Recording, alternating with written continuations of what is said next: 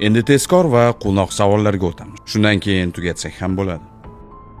Sen Real Madridda birga o'ynagan eng quvnoq futbolchi. Eng quvnoq Luka Modric. Hazillashyapsanmi?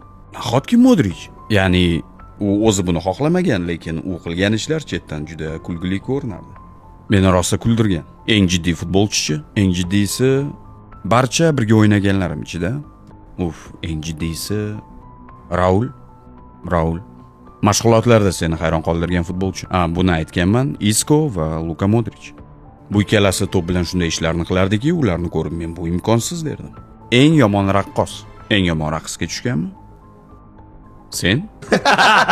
Madre mia. Seni eng yaxshi tushungan murabbiy Zizu va Ancelotti, lekin Zizu shunday ediki, Marchelin, sen o'yna. Casemiro u yerda himoyadagi ishlarni qilaveradi. Sen esa bahra ol. Kam odamlar eslaydigan seni ijro etgan eng yaxshi assist. Liverpoolga qarshi o'tgan o'yindagi uzatma. Bernabeuda Karim Benzemaga pas bergan. Shunisi juda chiroyli chiqqan. Karim shunchaki boshi bilan to'pni darvozaga kiritib qo'yish kerak bo'lgan. Seni juda yaxshi bilgan jamoadoshing. O'z davrida Roberto Carlos, to'g'ri biz u bilan kam o'ynagan bo'lsak-da, u menga juda ham ko'p yordam bergan va meni yaxshi bilardi. Lekin menimcha bu Casemiro. Hayotingdagi eng og'ir o'yin.